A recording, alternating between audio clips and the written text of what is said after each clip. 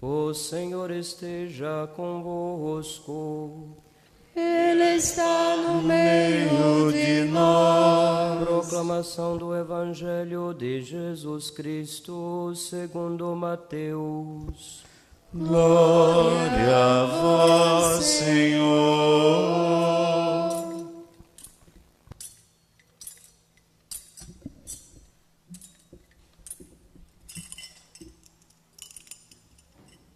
Naquele tempo, os 11 discípulos foram para Galiléia, ao monte que Jesus lhes tinha indicado.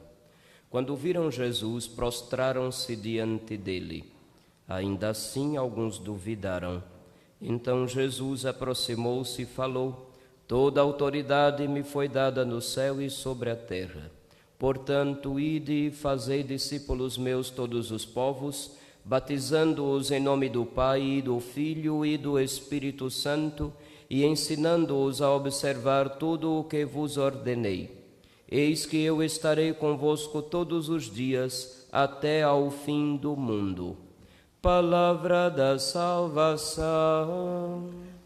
Glória a vós, Senhor.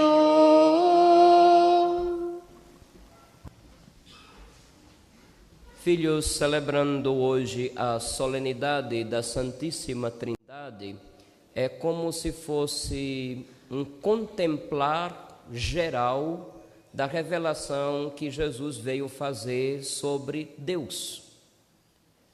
Ainda semana passada havíamos concluído o tempo de Páscoa celebrando o Pentecostes, o dia em que Jesus, cumprindo sua promessa, envia o seu Espírito. Então a revelação da vida própria de Deus se completa com a vinda do Espírito Santo.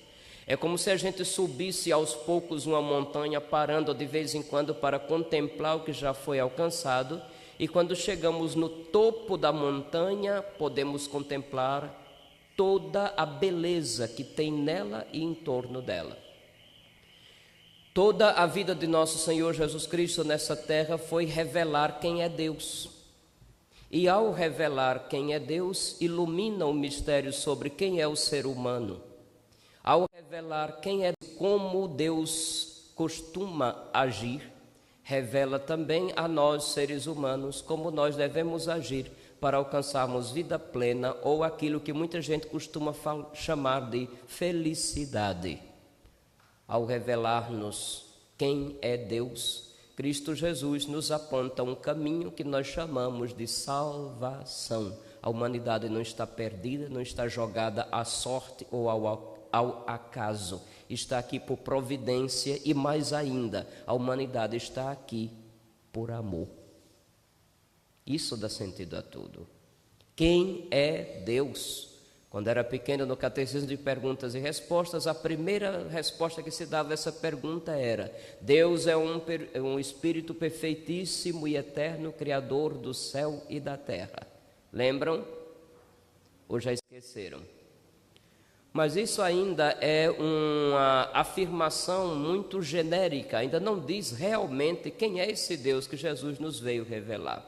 Deus é Trindade, uma comunidade, uma família de pessoas com a mesma natureza e igual majestade, distintas enquanto pessoas, mas o mesmo e único Deus que desde o Antigo Testamento tem se revelado.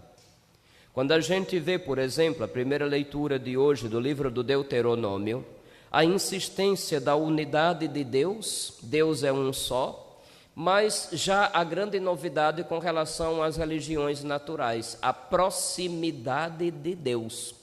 Não foi o ser humano que fez alguns rituais para amarrar a divindade e trazer em benefício pessoal de quem amarrou. Por isso que eu não gosto daquela aquela história. Qualquer coisa que acontece, as pessoas reagem logo. Está amarrado em nome de Jesus. Se converta, criatura. Pelo amor de Deus. Isso não é linguajar cristão. Algumas seitas que se dizem evangélicas adotaram esse tipo de linguajar. Mas esse linguajar não é cristão. Me faz lembrar aqueles ritos pagãos que tentavam amarrar a sua divindade em benefício pessoal. Acabe com esse linguajar, pelo amor de Deus, se converta. Onde eu estava falando mesmo? Pois bem, voltando ao ponto. Nos cultos naturais, nos cultos pagãos, existe uma tentativa de puxar a divindade, de aprisionar a divindade nos desejos de quem está prestando o culto, para satisfazer as necessidades de quem presta culto. Na verdadeira religião não é bem assim que as coisas acontecem. Primeiro, nosso Senhor não amarra ninguém e ninguém o consegue amarrar. Me entende? Ou seja, Ele não aprisiona para si ninguém e ninguém consegue aprisioná-lo. A iniciativa de Deus é livre sempre e também a resposta do ser humano que crê nele deve ser igualmente livre. Do contrário, não haverá fé, não haverá religião, não haverá um religar-se com ele. É necessário que haja liberdade. Aprendemos que Deus nos criou à sua imagem e assim e por consequência disso devemos, portanto, agir. Deus é um só, diz o livro do Deuteronômio, mas não é aquele Deus distante que os pagãos tentam amarrar para si. É um Deus próximo. Um Deus próximo que, por amor a um povo, vem em seu auxílio, o socorre e quase que o carrega nos braços. É assim que Deus aos poucos vai se manifestando.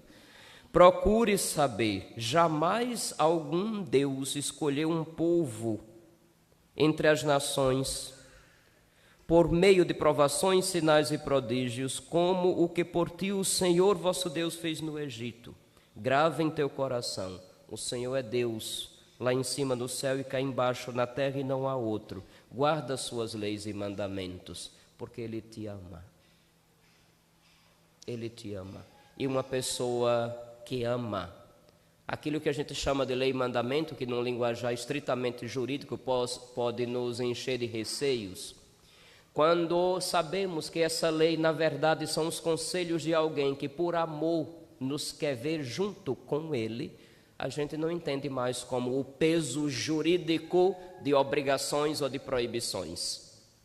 A gente entende como um recado de amor, de quem por amor não quer afastar-se de nós. É engraçado, não é?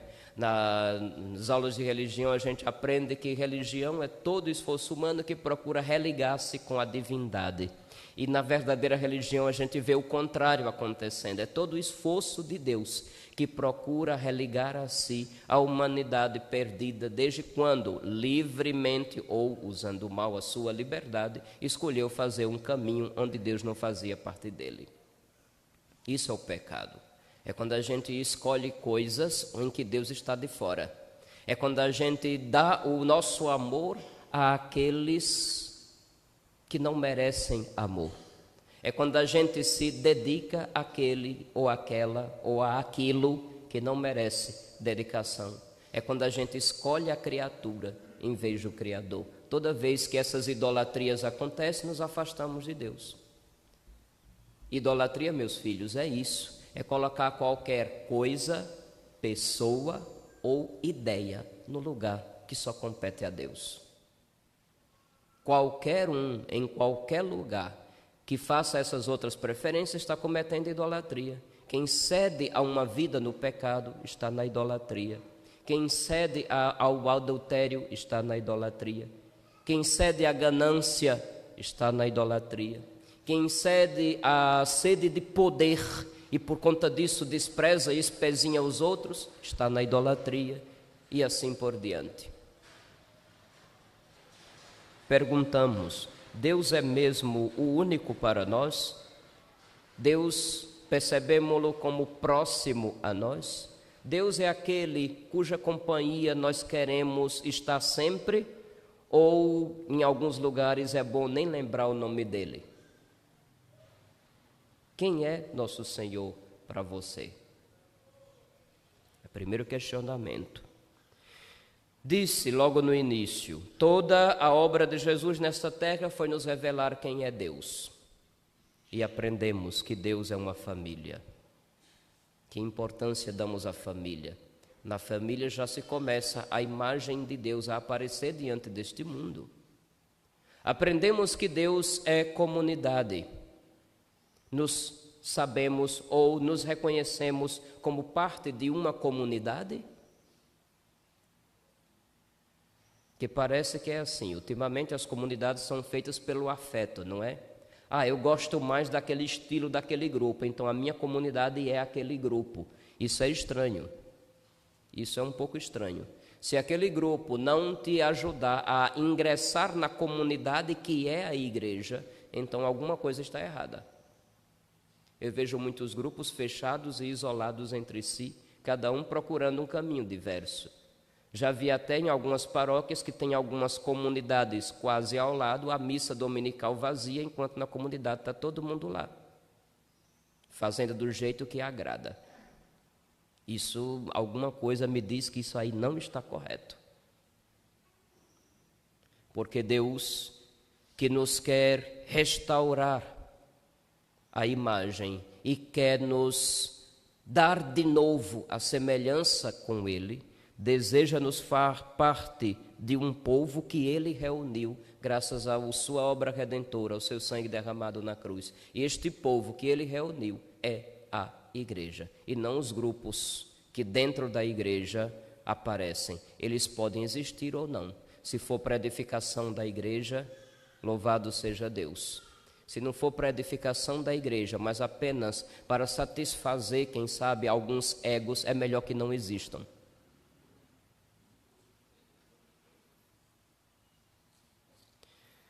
Comunidade de pessoas que se amam desde toda a eternidade. É assim que a gente poderia dizer, em linhas muito breves e simples, o que é Deus no mistério da sua trindade, ou quem é Deus no mistério da sua trindade.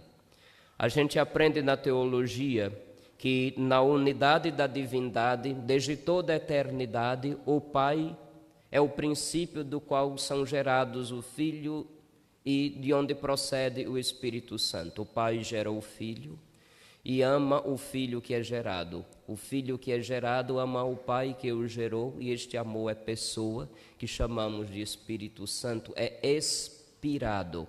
O Filho procede por geração, o Espírito procede por expiração. Eu sei que falando desse jeito tem gente já olhando para mim com cara de estranheza aqui. Isso é teologia. Eu gosto bastante do que falou Santo Agostinho.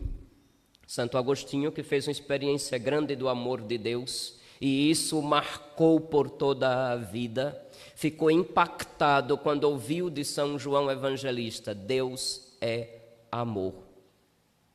Se ao criar tudo quanto existe depois dele, começou o tempo, o que é que antes da criação fazia Deus? Deus amava. E Deus amava quem? Se entendemos que Deus é trindade, vai ter muito mais lógica dizer que Deus é amor desde toda a eternidade. Então Agostinho vai dizer: em Deus está o amante, o amado e o amor. Claro, teve gente que agora regalou os olhos, não se assuste. É porque, infelizmente, no uso comum da língua portuguesa no Brasil, a palavra amante ficou como significado daquela pessoa fora do casamento com quem um dos dois está pulando a cerca. Não é assim? Estou vendo as caras ali.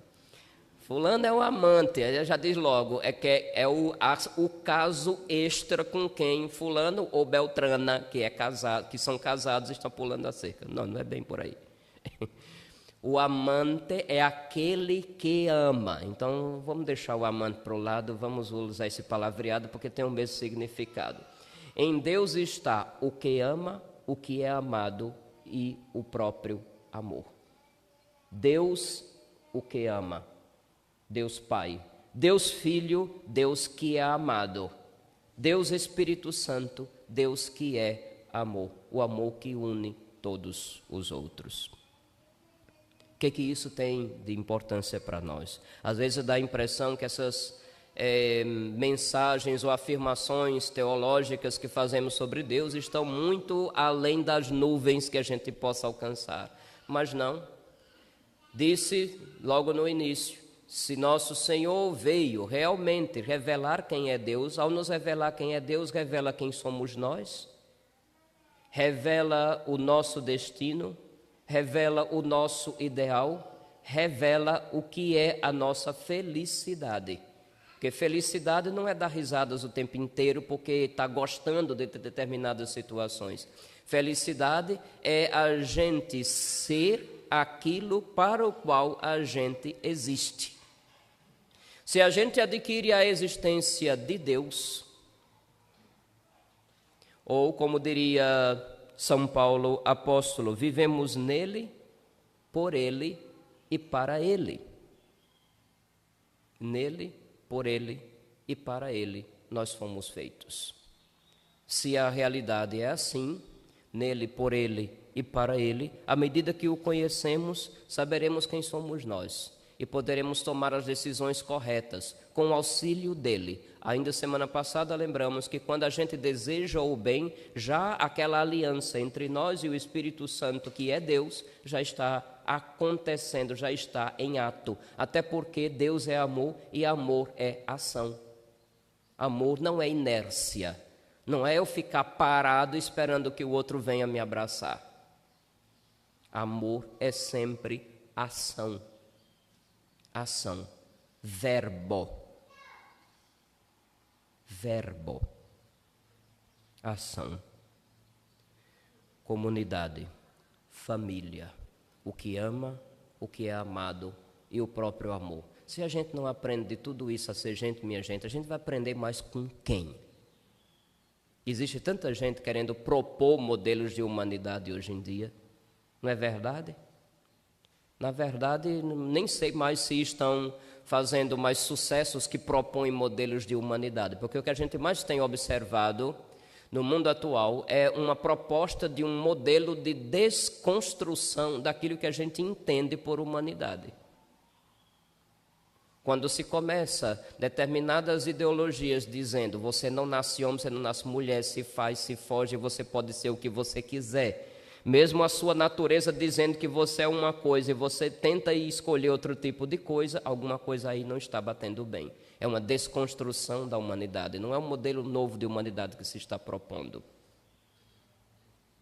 Quando a gente vê um país dividido, onde na polarização, no mesmo dia, no mesmo país, você vê uma safadona dos Estados Unidos, que nem traz músicos, nem contrata músicos daqui, traz tudo no playback, fazendo um show de safadeza, onde agride a maioria da população brasileira, e ao mesmo tempo, no mesmo país, está acontecendo o desastre humanitário como o que aconteceu no Rio Grande do Sul. Então você vai imaginar o quê? Que proposta de humanidade esse povo anda fazendo? Não é proposta mais de humanidade, é de destruição da humanidade.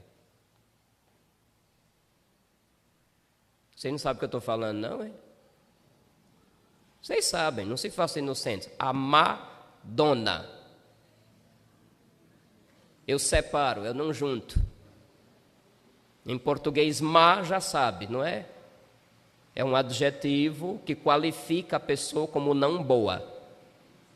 A Madonna chegou, não contratou nenhum músico, já trouxe tudo dos Estados Unidos. Eu fiquei sabendo que nem mesmo a água do Brasil ela quis tomar.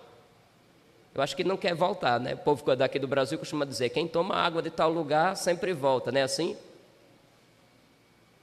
Está lascado, porque ninguém toma água de Laranjeiras, a água daqui não presta.